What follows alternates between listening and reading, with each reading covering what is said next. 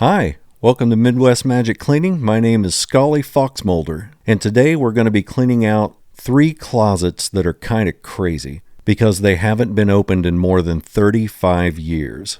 When I opened up the door to these closets, the stuff that's inside retained its shape, meaning that it was pressed against the closet door, and it was so packed in there that it took us hours to get everything out. And though a lot of the stuff that we found was just random junk, we did find some really kind of crazy stuff in here that we'll get to a little bit later in the video, including some of the first video games ever made, like even before Nintendo, before Atari 2600, some really old school games. A lot of old board games. I found a parent-teacher conference book that was from like the 1940s, but anyway, we'll get to that here in just a bit. So to start off, this closet in this room was about 10 to 15 feet long, and there's one access door, or actually there's 2 access doors to it, but it's so packed you can't get more than just a couple feet into it. So I had to start at one end and just kind of deconstruct this thing one box at a time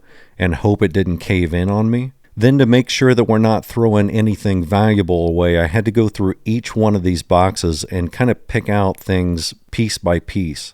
And we set aside all the stuff that had sentimental or monetary value in one pile, and then we put all the junk that could go into a dumpster in another. Now this is actually kind of a part 2. We did a video of this house last week where we cleaned, I think it was a kitchen, a living room, a utility room, and we got rid of just an absolute ton of stuff. An old bedroom that's now a storage room. And a lot of people were concerned that we were throwing away things into a dumpster and not donating anything. Trust me, there is way more stuff than is contained within that dumpster that's getting donated to churches, charities, and whatnot. There is absolutely no way that we could donate every bit of this stuff because, one, not everything that we're throwing away is something that a charity would want. And I know because I've reached out to a couple different charities and they just weren't interested in getting this stuff. And 2, it's a matter of time.